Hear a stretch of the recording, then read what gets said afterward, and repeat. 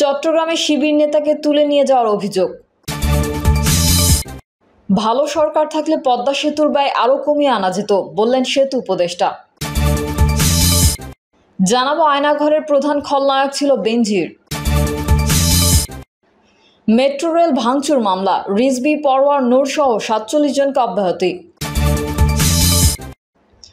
এবং সর্বশেষ জানাবো মনিরুলের ভাইরা এসপি শফিকুলের যত অপকর্ম। এতক্ষণ শুনছিলেন সংবাদ শিরোনাম, এবারে বিস্তারিত। তবে তার আগে অনুরোধ থাকবে আমাদের চ্যানেলটি সাবস্ক্রাইব করে বেল আইকনটি ক্লিক করুন। চট্টগ্রামে শিবির নেতাকে তুলে নিয়ে যাওয়ার অভিযোগ। চট্টগ্রামের ফটিকছড়িতে দলীয় অনুষ্ঠান শেষে শহরে ফেরার সময় চট্টগ্রাম জেলা পূর্ব শাখার ছাত্র শিবিরের সভাপতি রাশেদ চৌধুরীকে দুর্বৃত্তরা তুলে নিয়ে গেছে বলে অভিযোগ করেছেন স্থানীয় ছাত্র শিবির ও জামায়াতের নেতারা।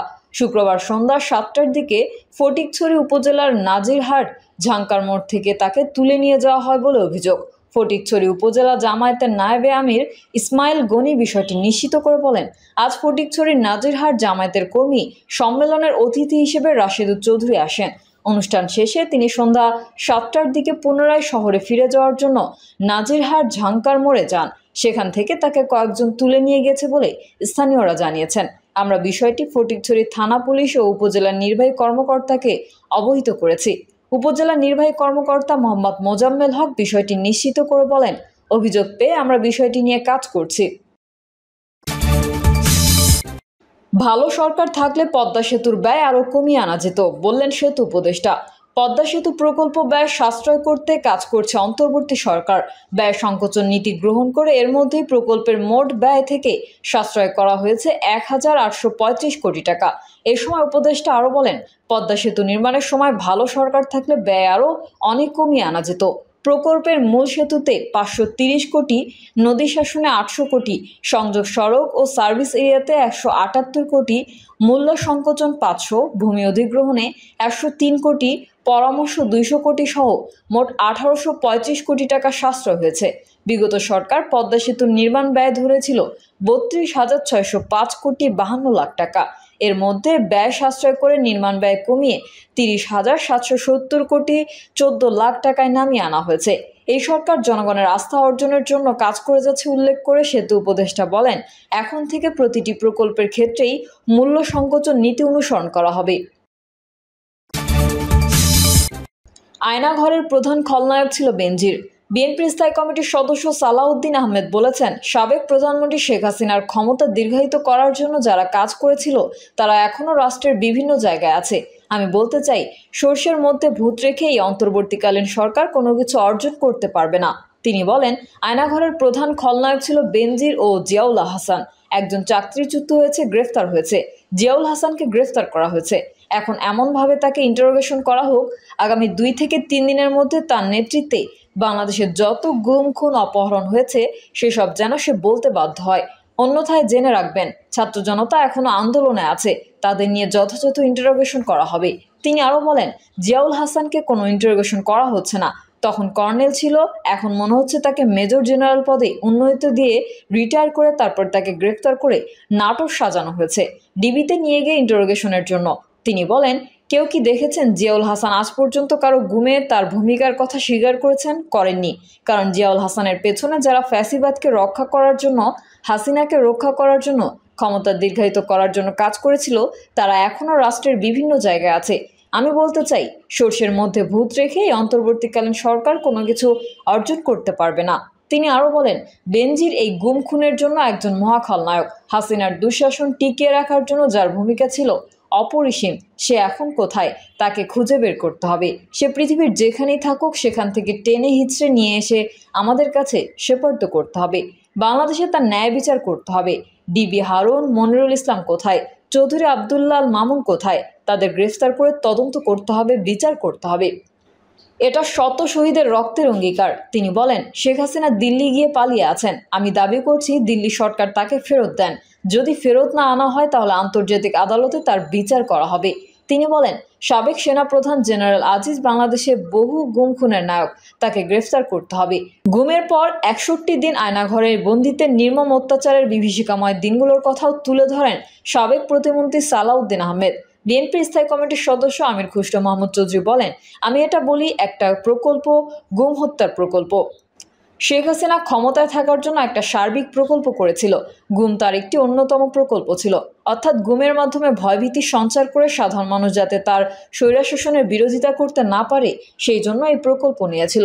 তিনি বলেন, এই প্রকল্পের মূল উদ্যোক্তা, মূল নায়ক শেখ হাসিনা। এই প্রকল্পের যারা নেতৃত্ব দিয়েছেন তাদের স্বরূপ উদ্ঘাটন করতে হবে। এই প্রকল্পে যারা সহায়তা দিয়েছে সেই সত্য উদ্ঘাটন করতে হবে। এই প্রকল্পে যারা সহযোগিতা করেছে সেই সত্য উদ্ঘাটন করতে হবে। এই প্রকল্পে যারা জেনে শুনে চোখ বন্ধ করেছিল, যে জেনে না জানার ভান করেছিল, যে দেখে না দেখার ভান করেছিল, তাদেরও সামনে আনতে হবে। মোট কথা, এই প্রকল্পের সার্বিক সত্যতা জনসম্মুখে আনতে হবে। মেট্রো রেল ভাঙচুর মামলা, রিজভী, পরোয়ার, নূর সহ ৪৭ জনকে অব্যাহতি। মেট্রো রেলের মিরপুর ১০ ও কাজীপাড়া স্টেশনে ভাঙচুর ও অগ্নিসংযোগের মামলায় বিএনপি নেতা রুহুল কবির রিজভী, জামায়াত নেতা মিয়া গোলাম পরোয়ার, গণ অধিকার পরিষদের নুরুল হক নূর সহ ৪৭ জনকে অব্যাহতি দিয়েছেন আদালত। সম্প্রতি ঢাকার চিফ মেট্রোপলিটন ম্যাজিস্ট্রেট আদালত তাদের অব্যাহতি দিয়েছেন। আদালত সূত্রে জানা যায়, কাফরুল থানার মামলায় তদন্ত কর্মকর্তা ডিবি পুলিশের পরিদর্শক মোহাম্মদ আসাদুজ্জামান মুন্সি ১৪ আসামিকে মামলার দায় থেকে অব্যাহতি চেয়ে চূড়ান্ত প্রতিবেদন দেন। মিরপুর মডেল থানার এক মামলায় তদন্ত কর্মকর্তা সিটিটিসির পরিদর্শক মোহাম্মদ মতলুবর রহমান ১৩ আসামি এবং অপর মামলায় তদন্ত কর্মকর্তা ডিবি পুলিশের পরিদর্শক সিকদার মহিতুল আলম ২০ আসামির অব্যাহতি চেয়ে চূড়ান্ত প্রতিবেদন দাখিল করেন। পরে তাদের ঢাকার মেট্রোপলিটন ম্যাজিস্ট্রেট আদালত তাদের মামলায় দায় থেকে অব্যাহতি দেন। মনিরুলের ভাইরা এসপি শফিকুলের যত অপকর্ম। পুলিশ সুপার কাজী শফিকুল আলম অর্থের বিনিময়ে জমি দখল করে দেওয়া, বালু ব্যবসা, পোস্টিং বাণিজ্য, মাদক ব্যবসায়ীদের আশকারা দেওয়া, ওসির কাছ থেকে ঘুষ নেওয়া এবং ঝুট ব্যবসা সহ নানা অপকর্মের অভিযোগে গাজীপুরের সদ্য সাবেক এই এসপির বিরুদ্ধে তিনি এসপি থাকাকালীন পাড়া মহল্লার অলিতে গলিতে মাদকের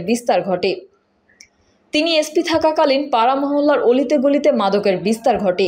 দুর্নীতি ও ক্ষমতা অপব্যবহার করাই ছিল যার নেশা। একদিকে বাড়ি গোপালগঞ্জ এবং অন্যদিকে এসবির সাবেক প্রধান মনিরুল ইসলামের ভাইরা তিনি, তাকে আর ঘাটায় কে? যে কারণে অসীম ক্ষমতার দম্ভে তিনি কাউকে পরোয়া করতেন না। সম্প্রতি তাকে ময়মনসিংহের ডিআইজি অফিসে সংযুক্ত করা হয়েছে।